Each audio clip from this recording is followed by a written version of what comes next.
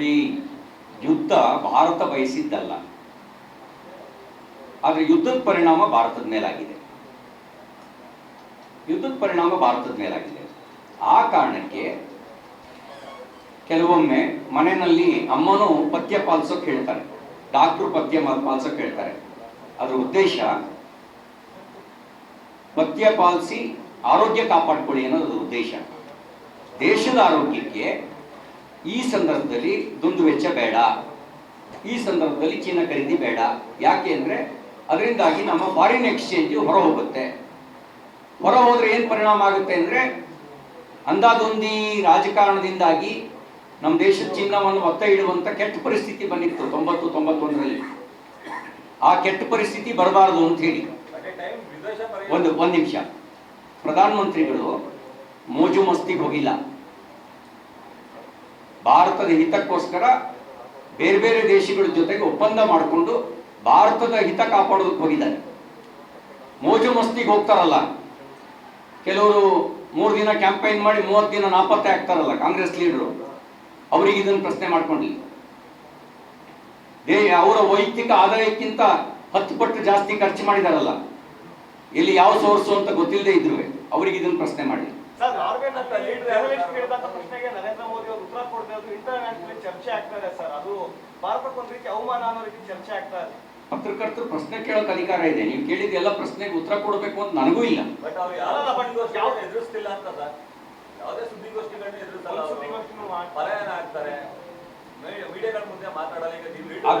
ಆದ್ರೆ one of the greatest communicator ಯಾರು ಅಂತ ಹೇಳಿದ್ರೆ ಅವ್ರ prime minister. One of the greatest communicator prime minister, one of the greatest communicator.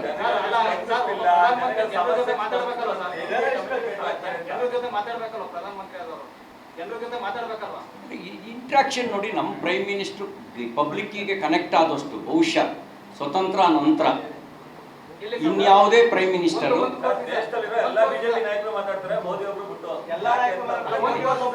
ನೋಡಿ, ಅವರ ಮನ್ ಕಿ ಬಾತ್, ಅವ್ರ ಪ್ರಧಾನಮಂತ್ರಿ ಆಗೋಕೆ ಮುಂಚೆ ದೇಶದ ಯಾವ ಪ್ರಧಾನಮಂತ್ರಿಗಳು ಇರಲಿಲ್ಲ. ನಿಮ್ಗೇನಂದ್ರೆ ಅದ್ರ ಜೊತೆಗೆ ನಮೋ ಆ್ಯಪ್ನಲ್ಲಿ ರೆಗ್ಯುಲರ್ ಕನೆಕ್ಟ್ ಇರ್ತಾರೆ. ನಮ್ಮ ಪ್ರೈಮ್ ಮಿನಿಸ್ಟರ್ ಜನರಿಗೆ ಕನೆಕ್ಟ್ ಆಗದೆ ಇದ್ದಿದ್ರೆ 3rd ಟೈಮ್ ಪ್ರೈಮ್ ಮಿನಿಸ್ಟರ್ ಆಗ್ತಾನೆ ಇರಲಿಲ್ಲ.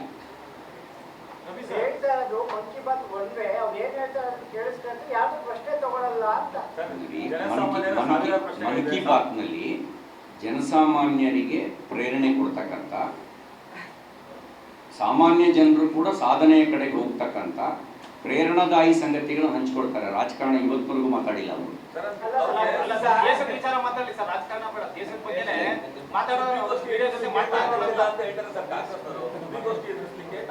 ಈಗ ತಾಕತ್ತಿನ ಪ್ರಶ್ನೆ ಪ್ರಜಾಪ್ರಭುತ್ವದಲ್ಲಿ ಪ್ರೂವ್ ಆಗೋದಿಲ್ಲ ಅಂತ ಹೇಳಿದ್ರೆ ಚುನಾವಣೆಯಲ್ಲಿ ತಾಕತ್ತಿನ ಪ್ರಶ್ನೆ. ಆ ತಾಕತ್ತಿನ ಪ್ರಶ್ನೆಯನ್ನ ಜನ ಮೋದಿಜಿಯವರ ನಾಯಕತ್ವದ ಮೇಲೆ ವಿಶ್ವಾಸ ಇಟ್ಟು ಒಂದೊಂದೇ ರಾಜ್ಯಗಳನ್ನ, ಕಾಂಗ್ರೆಸ್ಸೇತರ ರಾಜ್ಯಗಳಿಗೆ, ಬಿಜೆಪಿಯೇತರ ರಾಜ್ಯಗಳನ್ನ ಬಿಜೆಪಿ ತೆಕ್ಕೆ ಕೊಡ್ತಾ ಇದ್ದಾರೆ ಅಂದ್ರೆ ಇಟ್ಸ್ ಮೀನ್ಸ್ ತಾಕತ್ ಯಾರಿಗಿದೆ ಅಂತ ಜನ ತೋರಿಸಿದ್ದಾರೆ.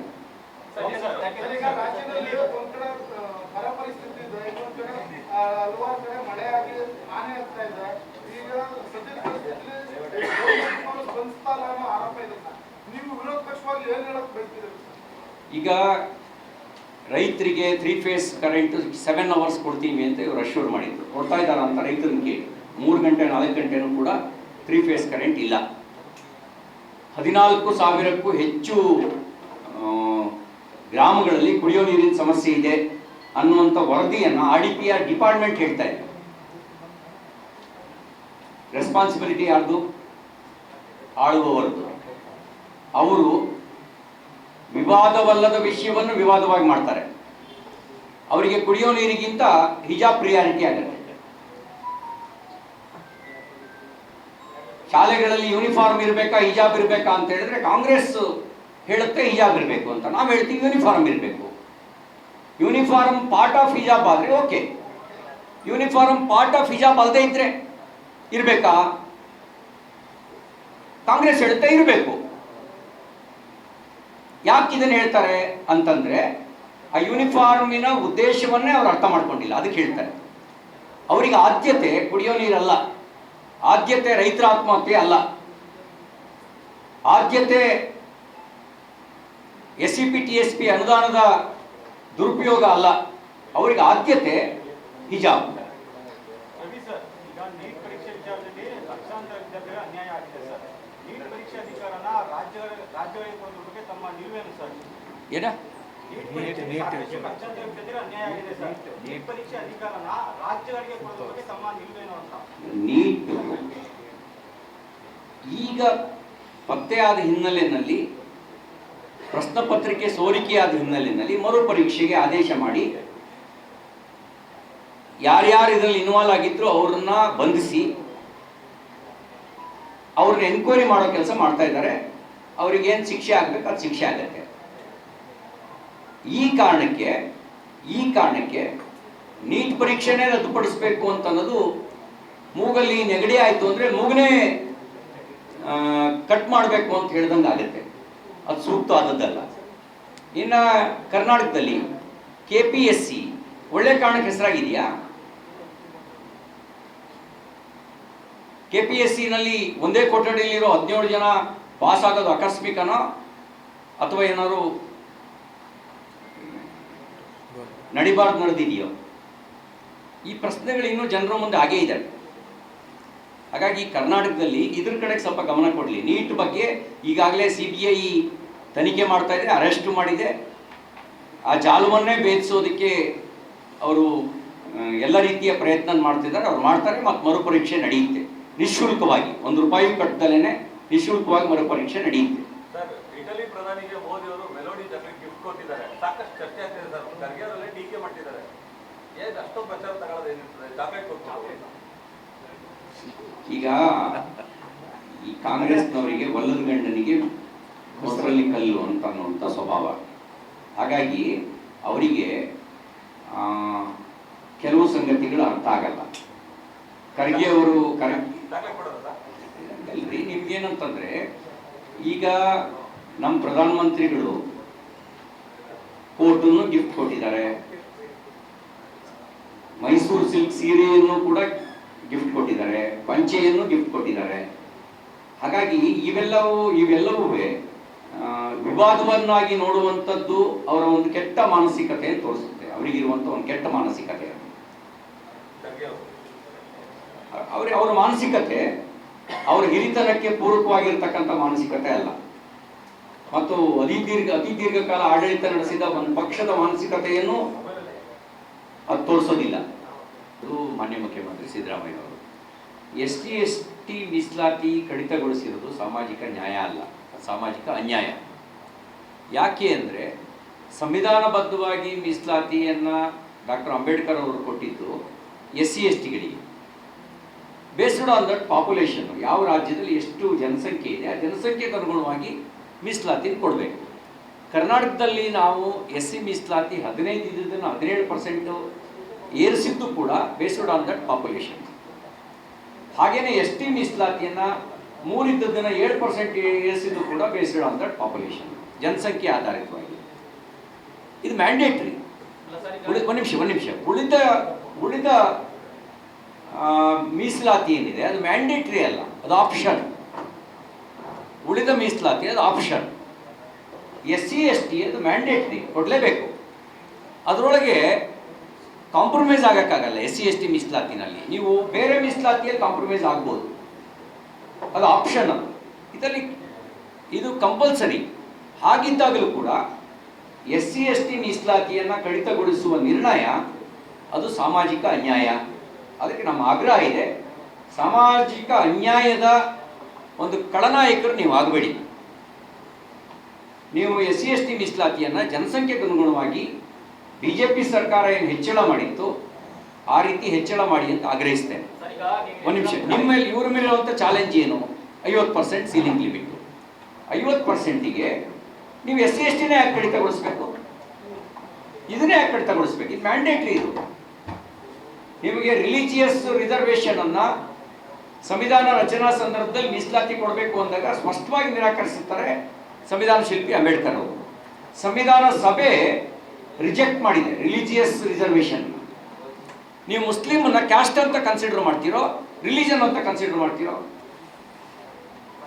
ಮುಸ್ಲಿಂ ಒಳಗಡೆ ಇರುವಂಥ ಯಾವುದೋ ಒಂದು ಸಬ್ಸೆಕ್ಟನ್ನು ನೀವು ಕ್ಯಾಸ್ಟ್ ಅಂತ ಕನ್ಸಿಡರ್ ಮಾಡ್ಬೋದು. ಆದರೆ ಹೋಲ್ಸೇಲ್ ಆಗಿ ಎಂಟೈರ್ ಮುಸ್ಲಿಮ್ಸನ್ನು ನೀವು ರಿಲಿಜನ್ ಅಂತ ಕನ್ಸಿಡರ್ ಮಾಡ್ತೀರೋ ಕ್ಯಾಸ್ಟ್ ಅಂತ ಕನ್ಸಿಡರ್ ಮಾಡ್ತೀರೋ? ನೀವು ಒಂದು ಕಡೆ ರಿಲಿಜನ್ ಕೋಟಾದಲ್ಲೂ ಬೆನಿಫಿಟ್ ಕೊಡ್ತೀರಿ, ಇನ್ನೊಂದು ಕಡೆ ಕ್ಯಾಸ್ಟ್ ಕೋಟಾದಲ್ಲೂ ಬೆನಿಫಿಟ್ ಕೊಡ್ತೀರಿ. ಹಾಗಾಗಿ ನೀವು ಕಡಿತಗೊಳಿಸಬೇಕಾಗಿದ್ದು ಸಂವಿಧಾನ ಬಾಹಿರವಾಗಿರ್ತಕ್ಕಂಥ ಮೀಸಲಾತಿಯನ್ನು ಕಡಿತಗೊಳಿಸಬೇಕಾಗಿತ್ತು. ನಿಮಗೆ 50% ಒಳಗೆ ತರಬೇಕು ಅಂತ ಇದ್ರೆ ನಿಮ್ಮ ಹತ್ರ ಅವಕಾಶ ಇತ್ತು.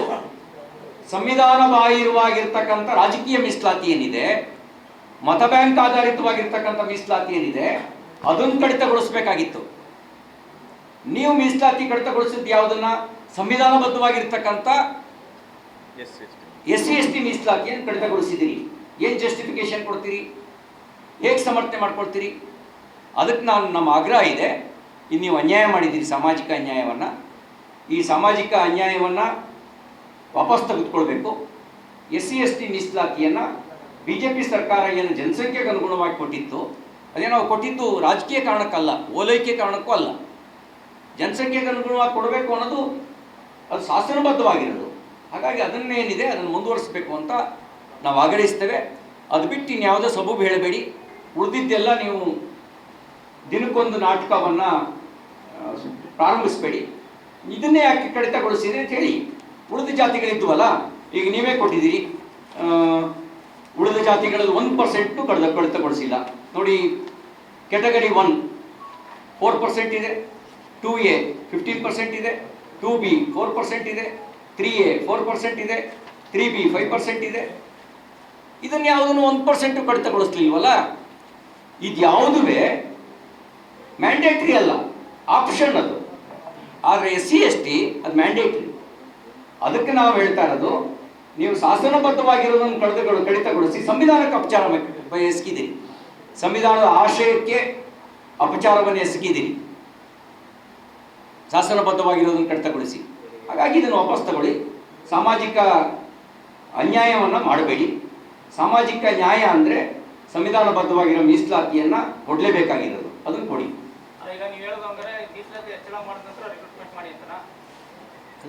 ರಚನೆ ಮಾಡಿದ್ರು, ಆಮೇಲೆ ಅವರಿಗೆ ಯಾವುದೇ ರೀತಿಯ ಸೌಲಭ್ಯಗಳನ್ನು ಪ್ರೊವೈಡ್ ಮಾಡಿರಲಿಲ್ಲ. ಯಡಿಯೂರಪ್ಪನವರು ಅದಾದ ನಂತರ ಮುಖ್ಯಮಂತ್ರಿ ಆದರು. ಆಮೇಲೆ ಅವ್ರಿಗೆ ಬೇಕಾದಂಥ ಸೌಲಭ್ಯವನ್ನು ಪ್ರೊವೈಡ್ ಮಾಡಲು 22/7/2019 ಕುಮಾರಸ್ವಾಮಿಯವರೇ ಮುಖ್ಯಮಂತ್ರಿ ಆಗಿದ್ದರು. ಅದಾಗಿ 7ನೇ ದಿನಕ್ಕೆ ಅವರು ರಾಜೀನಾಮೆ ಕೊಡಬೇಕಾಯಿತು, ವಿಶ್ವಾಸ ಮತವನ್ನು ಕಳ್ಕೊಂಡ್ರು. ಅದು ಆ ಕಾರಣಕ್ಕೆ ಒಂದು ಸಣ್ಣ ಕನ್ಫ್ಯೂಷನ್. ಯಾಕೆ ಅಂದರೆ ಈ ಕುಮಾರಸ್ವಾಮಿ ಅವರು ಮಾಡಿದ್ದು ಅದಲ್ಲ, ಒಳ ಮೀಸಲಾತಿ ಅಲ್ಲ, ನಾಗಮೋಹನ್ ದಾಸ್ ವಿಚಾರದಲ್ಲಿ ಮಾತಾಡ್ತೇವೆ.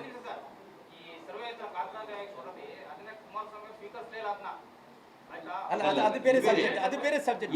ಅಲ್ಲ ಇದು ಬೇರೆ. ಏನಂದ್ರೆ ಇಲ್ಲ ನೀವು ಹೇಳ್ತೀವಿ ಕನ್ಫ್ಯೂಸ್ ಮಾಡ್ಕೊಂಡ್ರೆ ST ಮೀಸಲಾತಿ ಹೆಚ್ಚಳಕ್ಕೆ ಸಂಬಂಧಿಸಿದಂತೆ ನಾಗಮೋಹನ್ ದಾಸ್ ಕಮಿಟಿ ಅದೇ ಅಷ್ಟೇ ಮಾತಾಡ್ತೇವೆ, ಬೇರೆ ಏನು ನೀವು ಹೇಳ್ತಾ ಇರೋದು ಬೇರೆ. ST ಮೀಸಲಾತಿ ಹೆಚ್ಚಳಕ್ಕೆ ಸಂಬಂಧಪಟ್ಟಂತೆ 22/7/2019 ನಾಗಮೋಹನ್ ದಾಸ್ ಕಮಿಟಿಯನ್ನ ರಚನೆ ಮಾಡ್ತು. ST ಮೀಸಲಾತಿ ಹೆಚ್ಚಳ ಮಾಡಬೇಕು ಅಂತ ಮಹೇಶ್ ಮಾತಾಡ್ತಾರೆ.